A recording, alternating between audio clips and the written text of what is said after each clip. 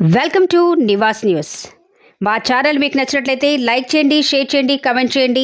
మర్చిపోకుండా బెల్ సింబల్ని క్లిక్ చేయండి. సబ్స్క్రైబ్ చేయటం మర్చిపోకండి. శ్రీ శంకర ఫౌండేషన్ ఆధ్వర్యంలో అన్నదాన కార్యక్రమం. నివాస్ న్యూస్, హైదరాబాద్.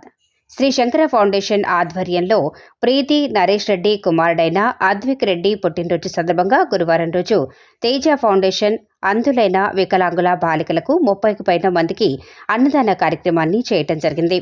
సాంబార్ రైస్, అప్పడాలు, అరటిపళ్ళు, పెరుగన్నం మరియు స్వీట్ కేసరి, వాటర్ ప్యాకెట్లు Shri Shankara foundation chairperson, team members, Teja foundation సభ్యులందరూ కలిసి బాలికలకు వితరణ చేయడం జరిగింది.